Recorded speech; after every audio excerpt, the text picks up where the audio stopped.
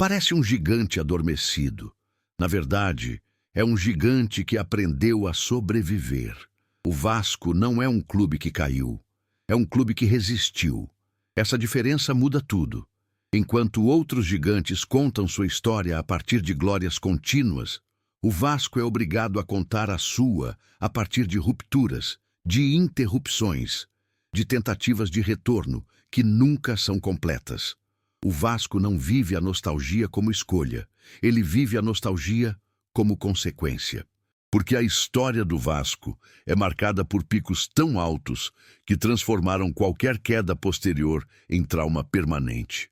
O clube vence cedo demais, rompe barreiras cedo demais, se coloca em um lugar simbólico que exige manutenção eterna, sem nunca ter tido as condições para isso. O Vasco nasce gigante não apenas no futebol, mas no imaginário social. Um clube que se constrói como ruptura, racial, social, política.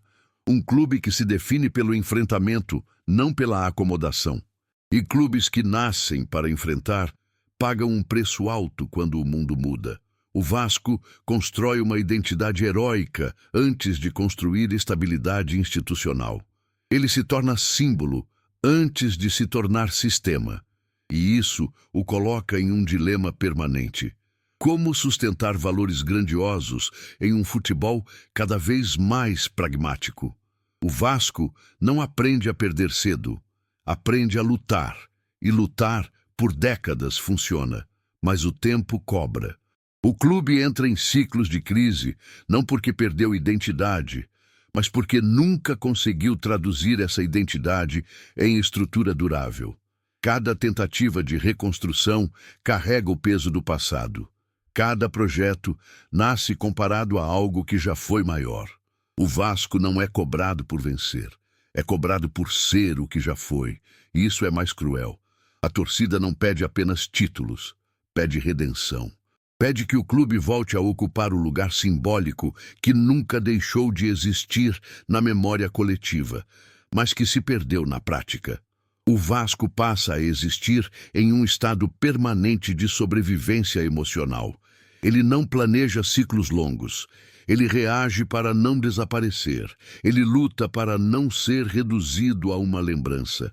O Vasco, além do escudo, não é uma história sobre decadência. É uma história sobre sobrevivência. Sobre o que acontece quando um clube carrega valores grandes demais para a estrutura que conseguiu construir. Quando vence cedo demais, quando se torna mito antes de se tornar sólido. O Vasco não caiu do topo. Ele foi empurrado para uma travessia longa e ainda não chegou do outro lado. A fundação como ruptura, o clube que nasceu político e a identidade que não envelheceu o Vasco não nasce apenas como clube esportivo. Ele nasce como gesto. Um gesto de enfrentamento em uma cidade profundamente hierarquizada, onde o futebol refletia e reforçava divisões sociais e raciais. Desde o início, o Vasco se coloca em oposição, não como provocação estética, mas como posicionamento estrutural. O clube não pede licença, ele ocupa espaço. Essa origem molda tudo. O Vasco não constrói sua identidade a partir da elite, mas a partir da inclusão. Ele se torna símbolo antes mesmo de se tornar potência esportiva. E símbolos carregam responsabilidades que não desaparecem com o tempo. O Vasco vence cedo porque luta cedo. Ele entende o futebol como extensão de uma causa maior. Cada jogo é mais do que competição, é afirmação. E isso funciona. Funciona porque cria pertencimento. Funciona porque mobiliza. Funciona porque transforma o clube em algo maior do que o campo. Mas há um preço oculto nessa fundação. Quando um clube nasce político, ele envelhece diferente. A identidade não se atualiza com facilidade. Os valores não podem ser relativizados. As escolhas passam a ser comparadas com um ideal histórico. O Vasco cresce como mito de resistência. E mitos resistem ao tempo, mas também resistem à mudança. O clube constrói uma imagem heróica que se torna referência eterna. Tudo o que vem depois é medido contra esse passado fundacional. Cada decisão administrativa, cada projeto esportivo, cada tentativa de modernização precisa dialogar com uma identidade que nunca envelheceu. Isso cria tensão. O futebol muda, a economia muda, a gestão esportiva muda, mas o Vasco carrega um DNA que não aceita pragmatismo frio. Ele não pode ser apenas eficiente, ele precisa ser justo, ele precisa ser simbólico, ele precisa ser fiel à própria narrativa. E essa exigência constante dificulta adaptações duras. Enquanto outros clubes se reinventam silenciosamente, o Vasco precisa justificar cada mudança como continuidade moral.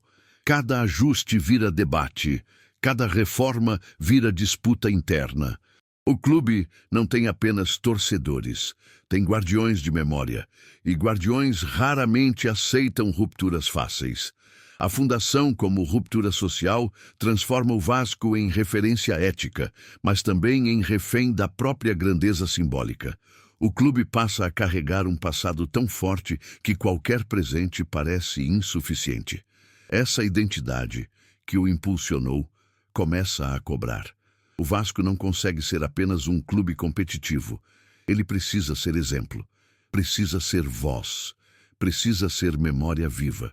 E isso no futebol moderno é pesado, porque o futebol exige escolhas rápidas, duras e muitas vezes impopulares. E o Vasco aprende com o tempo que carregar uma causa não o protege das exigências do sistema. O clube entra em uma contradição permanente. Como honrar uma identidade que nasceu para enfrentar, em um mundo que recompensa a eficiência, não o enfrentamento? Essa pergunta acompanha o Vasco por décadas e prepara o terreno para o primeiro grande trauma esportivo do clube, aquele que mostra que valores, por si só, não blindam contra quedas estruturais. O auge precoce, a glória que vira medida e o início do trauma permanente. O auge do Vasco chega cedo demais, quando o clube alcança grandes conquistas e se coloca entre os protagonistas do futebol nacional. Ele não apenas vence, ele redefine expectativas.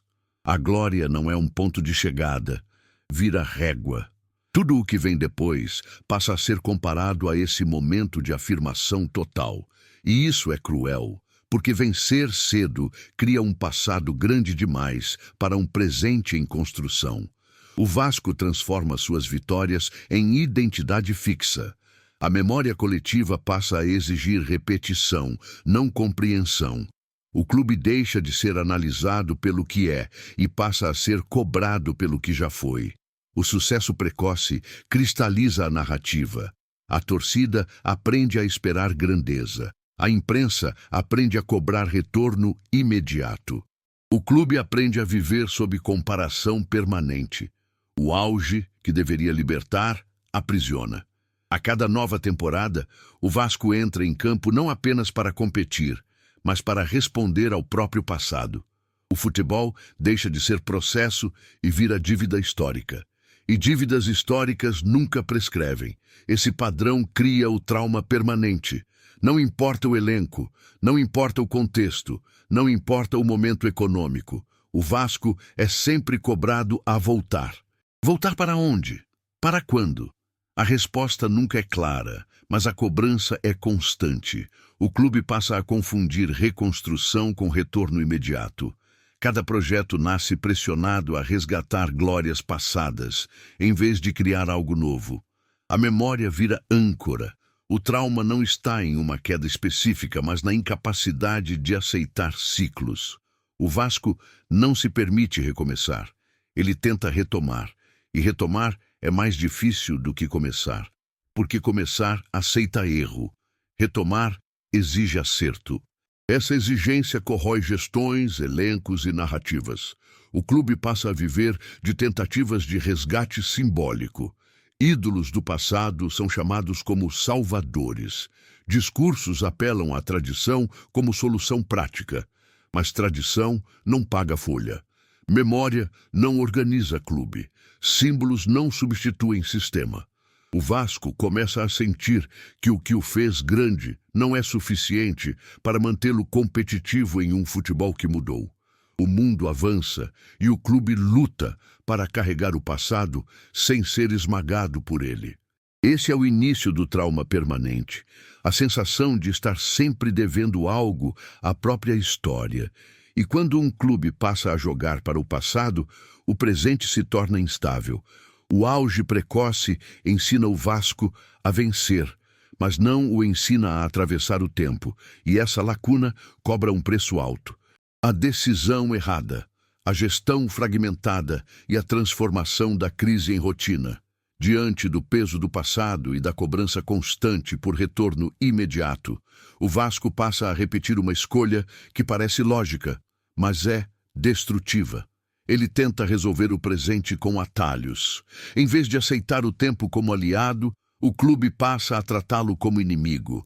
Cada crise é vista como emergência absoluta. Cada tropeço vira sinal de colapso iminente. E nesse ambiente, decisões deixam de ser estratégicas e passam a ser reativas. O Vasco entra em um ciclo de gestão fragmentada. Projetos não atravessam mandatos, ideias não sobrevivem a derrotas, planos não resistem à pressão externa. Cada diretoria chega prometendo reconstrução, mas opera sob medo. Medo de perder apoio, medo de parecer lenta, medo de ser associada ao declínio. O resultado é um clube que nunca termina o que começa. Elencos são montados para resolver problemas imediatos, não para criar identidade. Treinadores chegam como solução emocional, não como líderes de processo. E quando o desempenho oscila, tudo é desmontado, mais uma vez. A crise deixa de ser exceção, vira rotina. O Vasco se acostuma a viver em estado de alerta. A torcida passa a acompanhar o clube com mistura de esperança e desconfiança. Cada vitória é celebrada com cautela. Cada derrota gera pânico. Esse ambiente corrói. Jogadores sentem o peso da camisa não como privilégio, mas como ameaça. Jovens talentos são lançados sob pressão excessiva.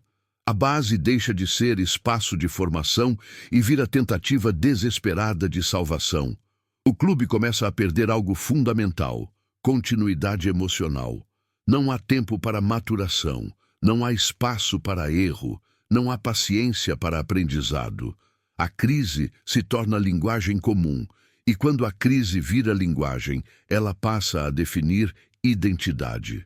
O Vasco deixa de ser visto como clube em reconstrução e passa a ser visto como clube em crise permanente. Isso afasta parceiros, dificulta investimentos e cria um círculo vicioso difícil de romper.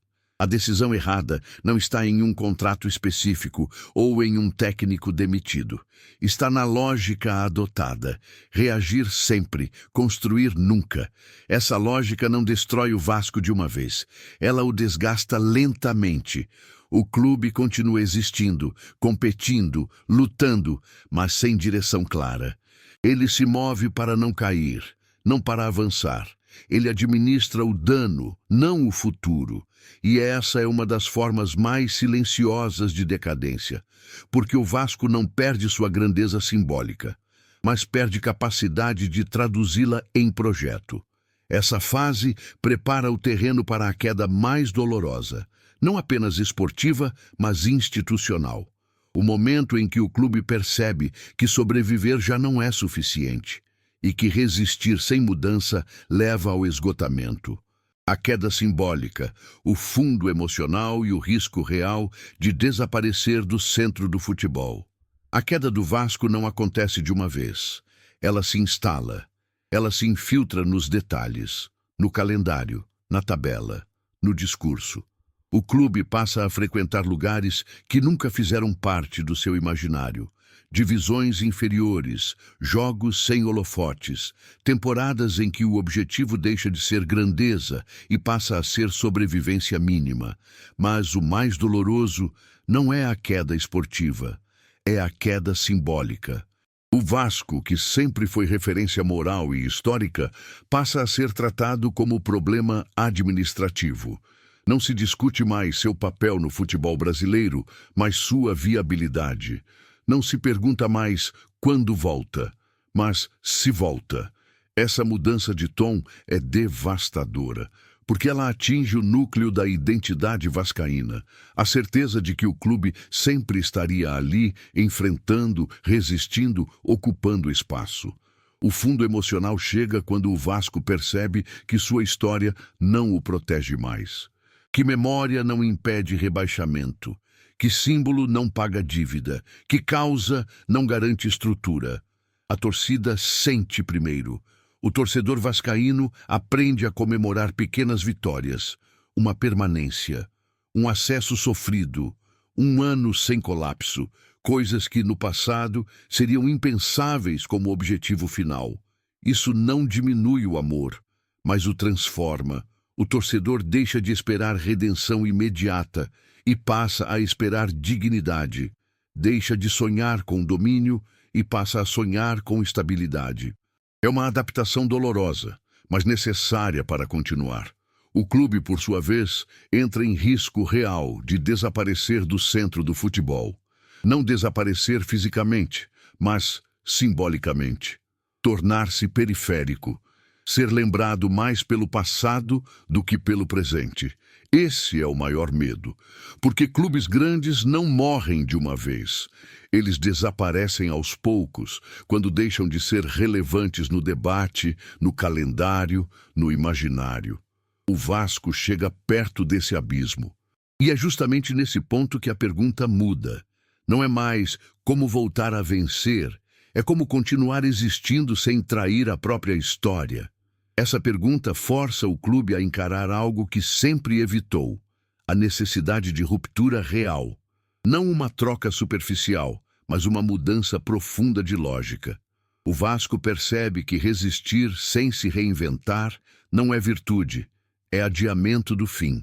O fundo emocional, paradoxalmente, cria espaço para algo novo. Quando não há mais como fingir que tudo vai se resolver sozinho, surge a possibilidade de reconstrução verdadeira, não como promessa de retorno rápido, mas como tentativa honesta de sobrevivência com sentido. Essa é a virada silenciosa, o momento em que o Vasco deixa de lutar contra o tempo e passa a tentar caminhar com ele. A reconstrução. A aprendizagem dura e o novo significado de ser Vasco. A reconstrução do Vasco não nasce da ambição. Ela nasce do limite. Depois de tocar o fundo emocional, o clube é obrigado a aceitar algo que sempre rejeitou. Não é mais possível viver apenas da própria história. O passado, que durante décadas funcionou como escudo, deixa de proteger. E isso muda tudo. O Vasco começa a entender que resistir não basta se não houver direção, que sobreviver não é projeto, que a identidade, por mais poderosa que seja, precisa se traduzir em estrutura real. A reconstrução vascaína é dura porque exige desapego, desapego de atalhos, desapego de promessas rápidas, desapego da fantasia do retorno imediato. O clube passa a falar menos em voltar ao topo e mais em não repetir os mesmos erros. Essa mudança de linguagem não é pequena. Ela revela aprendizado. Pela primeira vez em muito tempo, o Vasco tenta alinhar discurso e prática. Isso não significa ausência de conflitos. A torcida ainda carrega expectativa, dor e desconfiança. Cada tropeço reacende o medo do colapso. Cada avanço é recebido com cautela. Mas algo muda na relação com o tempo. O Vasco aprende a atravessar crises sem se desmontar completamente. Aprende, ainda que lentamente, a sustentar decisões impopulares. Aprende que a identidade de enfrentamento pode e deve conviver com pragmatismo. Essa é a grande virada. O clube que sempre lutou contra tudo começa a lutar por algo: estabilidade. E estabilidade para um clube marcado por rupturas é revolucionária. O Vasco passa a existir de outra forma no futebol brasileiro. Menos como gigante em queda, mais como instituição em reconstrução consciente. Menos refém da nostalgia, mais atento ao presente. Isso não apaga a dor do passado. não elimina o trauma, não garante sucesso imediato, mas cria sentido. O Vasco, além do escudo, deixa de ser apenas símbolo de resistência e passa a ser exemplo de aprendizado tardio. Um clube que venceu cedo, sofreu muito e precisou reaprender a existir em um futebol que já não o espera. Hoje, ser Vasco não é promessa de domínio. É compromisso com a própria história, sem ser prisioneiro dela. O clube ainda carrega valores grandes, ainda carrega memória pesada, ainda carrega cobrança imensa, mas agora entende que grandeza não é repetir o passado. Grandeza é não desaparecer, é continuar, é resistir com consciência, é reconstruir sem trair aquilo que se é. O Vasco talvez nunca volte a ser o que já foi, mas pode, finalmente, ser algo sustentável. E para um clube que passou décadas sobrevivendo à própria história, isso já é uma forma profunda de vitória.